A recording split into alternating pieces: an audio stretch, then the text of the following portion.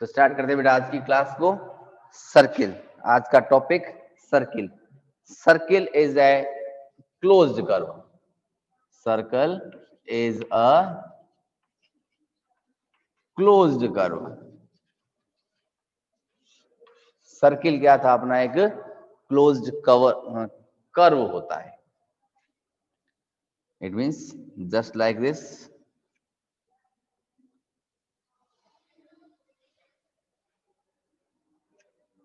जब हम सर्किल को कंस्ट्रक्ट करते हैं तो किसी भी पॉइंट के सहारे बनाते हैं, और जिस पॉइंट के बेस पे बनाया है उस पॉइंट को कहते हैं हम लोग सर्किल का सेंटर। यानी O is the centre of circle. O is the centre of the circle. O is the centre of the circle.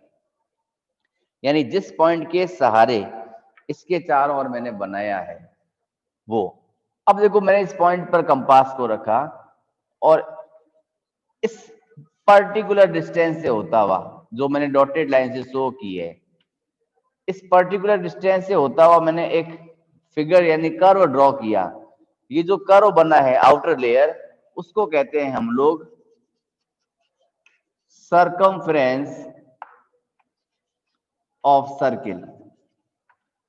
Circumference कह दो, अगर अपनी नॉर्मल लैंग्वेज में बात करें तो बाउंड्री कह देते हैं, ठीक है। और अगर पॉलीगन्स की लैंग्वेज में बात करें अगर हम लोग इसको, तो इसको हम लोग पेरीमीटर भी बोल सकते हैं। यानी पेरीमीटर, जो पॉलीगन का पेरीमीटर होता है, और यहाँ सर्किल में जाते ही वो क्या बन जाता है? अपना सर्कमफ्रेंस बन जाता है। सर्किल के सेंटर से लेकर इस सर्कमफ्रेंस तक की जो डिस्टेंस थी, मैंने इसको डॉटेड लाइन से शो किया है, that is known as radius. That is known as radius. किसी भी एक गिवन सर्किल के लिए उस सर्किल की जितनी भी रेडियस होगी, उन सब की रेडियस की लेंथ आपस में क्या होती है? इक्वल होती है।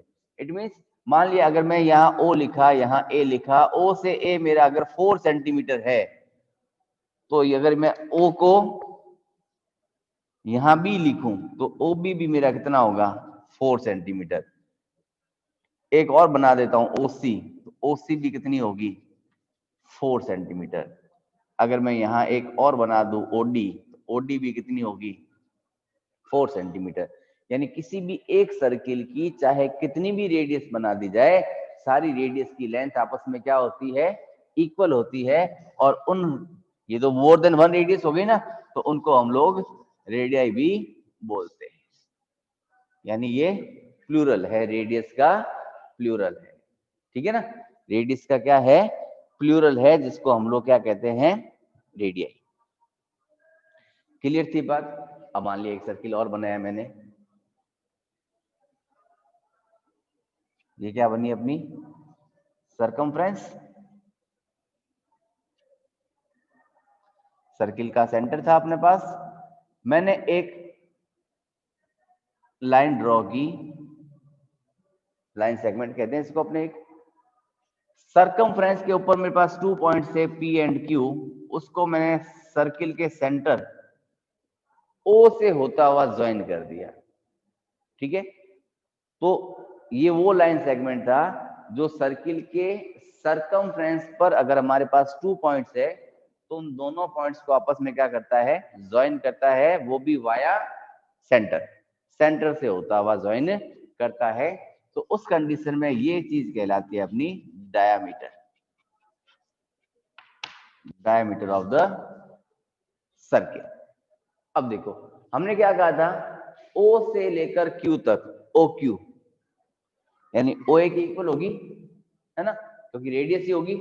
यानी OQ क्या थी अपने पास? रेडियस। OP भी क्या थी अपने पास? रेडियस।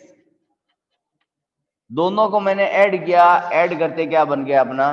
डायामीटर। यानी डायामीटर जो होता है वो रेडियस का डबल होता है। रेडियस का क्या होता है? डबल होता है। बट डायामीटर की कंडीशन क्या थी? कि वो सर्किल के सेंटर से होता हुआ निकलना चाहिए, ठीक है।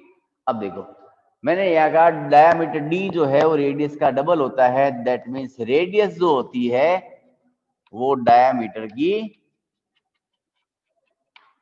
हाफ होती है। वो डायामीटर की क्या होती है? हाफ। यानी डायामीटर जो है वो 2 मल्टीप्लाई बाय रेडियस होता है, तो रेडियस जो होती है वो डायामीटर अपॉन 2 यानी डायामीटर की हाफ होती है। मान लीजिए मैं आपको ये कहता हूं किसी भी सर्किल का डायामीटर 10 सेंटीमीटर है, तो रेडियस कितनी हो जाएगी बेटा कि 10 अपॉन 2 यानी 5 सेंटीमीटर। मैं आपको कहता हूं कि रेडियस जो है वो 7 सेंटीमीटर है, तो डायामीटर कितना हो जाएगा कि 2 मल्टीप्लाई बाय 7, 7 2 जा 14 सेंटीमीटर। यानी डायामीटर रेडियस का डबल होता है, रेडियस डायामीटर की हाफ होती है। तो अब तक हमने क्या देखा? सर्किल का सेंटर, सर्किल का सेंटर यानी जहां पर हमने कंपास की पॉइंट रखा वो बन गया सर्किल का सेंटर। किसी भी सर्किल का एक ही सेंटर होता है, एक सर्किल का एक ही सेंटर होता है। उस सर्किल पे रखे जो बाउंड्री बनाई मैंने, that is known as circumference, that is known as circumference. उस बाउंड्री को हम लोग कहते हैं सर्कमफ्रेंस। सर्किल के सेंटर से लेकर बाउंड्री को ज्वाइन करने वाली जो लाइन थी उसको कहा हमने रेडियस। किसी भी एक ही सर्किल की सारी रेडियस लेंथ में क्या होती है? इक्वल होती है। यहां बात की हमने डायमीटर की। सर्किल की सरकमफ्रेंस के ऊपर अगर हमारे पास 2 पॉइंट्स है और दोनों पॉइंट्स को अगर मैं सर्किल के सेंटर से होता हुआ ज्वाइन करूं, कहां से ज्वाइन कर रहा हूं? कंडीशन डाल दी देखो मैंने, सर्किल के सरकमफ्रेंस पर 2 पॉइंट्स थे, उन दोनों पॉइंट्स को अगर मैंने सर्किल के सेंटर से होता हुआ ज्वाइन किया है तो वो कहलाता है अपना डायमीटर। क्या कहलाता है? अपना डायमीटर। और यहां लिखा डायमीटर को, क्या लिखा था मैंने? यहां देखो 2 टाइप्स की रेडियस थी, आपस में ऐड हुई थी, यानी डायमीटर जो होता है वो रेडियस का क्या होता है? डबल होता है। इट मींस रेडियस डायमीटर की क्या होती है? हाफ होती है। आई थिंक यहां तक की बात क्लियर है। तो यहां तक दिखा हमें सर्किल का बेस। अब सर्किल के अकॉर्डिंग हमारे पास इंटीरियर पॉइंट्स भी होते हैं, एक्सटीरियर पॉइंट्स भी होते हैं, तो और आगे क्या क्या कंडीशन हो सकती है उसको फॉलो अप करते हैं।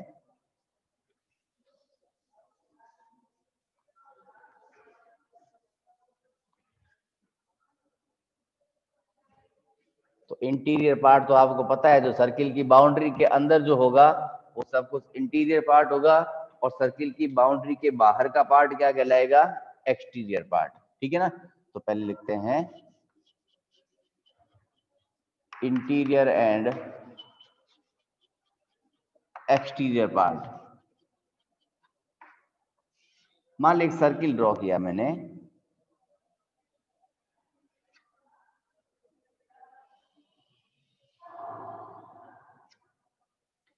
सर्किल का सेंटर ओ बना दिया।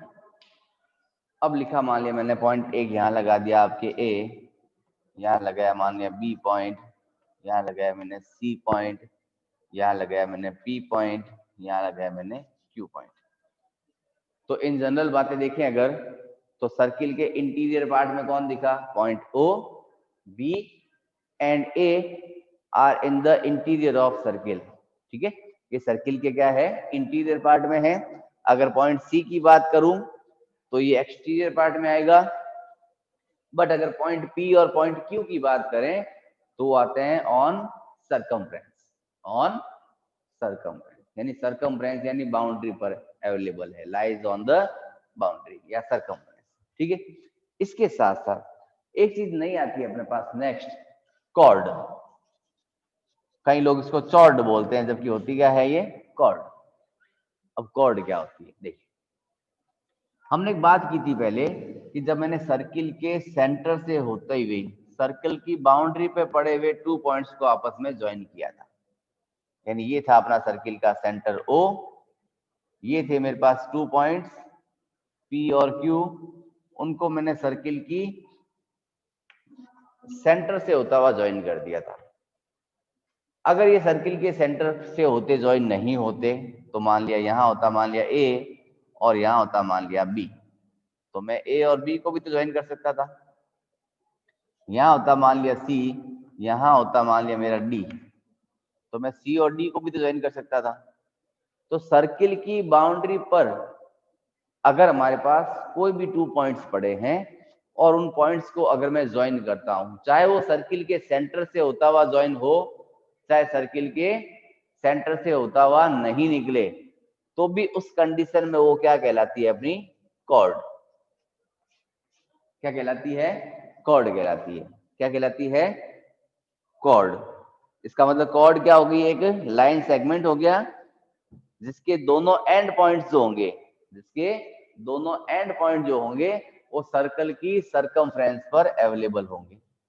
ठीक है। अगर वो सर्किल के सेंटर में से होती हुई निकल जाती है, इट मीन्स वो डायमीटर भी कहलाती है और कॉर्ड भी होती है। इट मीन्स सबसे लॉन्गेस्ट कॉर्ड जो होती है वो डायमीटर होती है। किसी भी सर्किल की longest chord of the circle वो कौन होती है? डायमीटर। किसी भी सर्किल की लॉन्गेस्ट कॉर्ड जो होती है वो डायमीटर होती है। बाकी अनलिमिटेड कॉर्ड्स हो सकती है जो कि सर्किल की सरकमफ्रेंस पर पड़े हुए 2 पॉइंट्स को मिलाने वाला लाइन सेगमेंट होता है। ठीक है। ऐसा करते एक काम और हो गया देखो अपना, यानी स्टेप से स्टेप्स आगे बढ़ते जा रहे हैं। अगर मैंने कॉर्ड्स ली और कॉर्ड के कारण कुछ ना कुछ तो हुआ है, देखो जरूर। मान लिया एक सर्किल था अपने पास,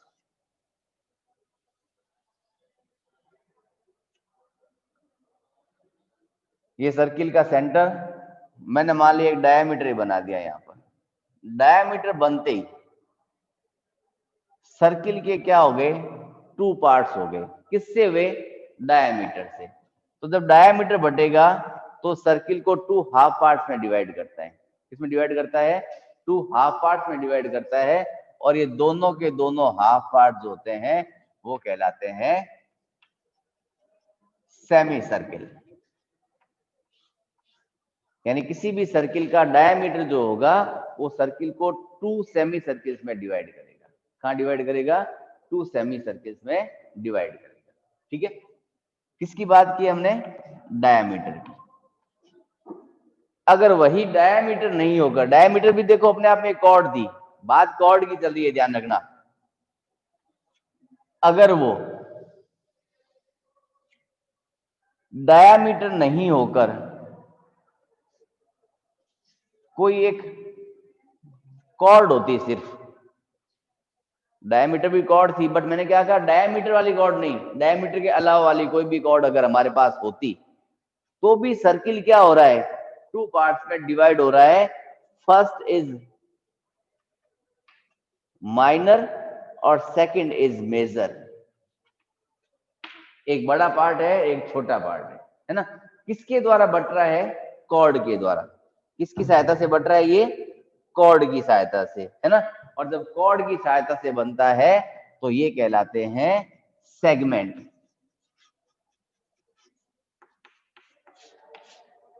कॉर्ड से जब बटेगा तो क्या कहलाएगा? सेगमेंट कहलाएगा। अब देखो, तो ये ऊपर वाला पार्ट तो हो गया आपका माइनर सेगमेंट, और ये नीचे वाला मेजर पार्ट जो कहलाया वो कहलाया मेजर सेगमेंट।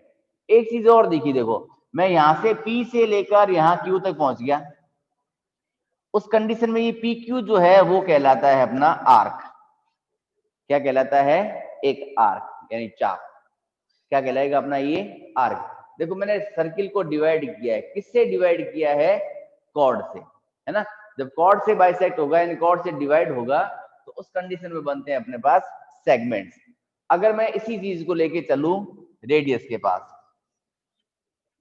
मान ली एक सर्किल था मेरे पास, सर्किल का सेंटर था O, मैंने एक पॉइंट लिया A और एक पॉइंट लिया B। जो AB मिलके कॉर्ड नहीं बना रही थी, अभी मैंने O को A से और O को B से ज्वाइन किया है। उस कंडीशन में देखो किसके द्वारा पार्ट कट गया? रेडियस के द्वारा। किससे कटा है? रेडियस से। फर्स्ट पार्ट यानी सेगमेंट पार्ट किससे कटा था? कॉर्ड से। यहाँ किससे पार्ट काटा जा रहा है? रेडियस से। तो रेडियस से कटे हुए दो पार्ट दिख रहे हैं, एक शेडेड पार्ट, एक अनशेडेड पार्ट, है ना। तो इसमें भी वही, ये माइनर पार्ट था अपना और ये पार्ट था अपना मेजर पार्ट। उस समय ये कहलाते हैं सेक्टर। यानी सेक्टर कब बनेगा, जब किसी भी सर्किल को हम लोग रेडियस की सहायता से टू पार्ट्स में कट करेंगे। सेम वेज जैसे इसमें आर्क बने थे, उसमें भी आर्क बने हैं। यहाँ का आर्क कौन होगा, ए बी, और ऊपर वाला एक पॉइंट और डाल दे, मान लिया यहाँ सी, तो ए सी बी, ये सेकंड यानी मेजर आर्क और माइनर आर्क बन जाते हैं। ठीक है, आई थिंक यहाँ तक की बात सबके क्लियर हो चुकी है। आपके सिलेबस में इतना ही कुछ दिया गया है।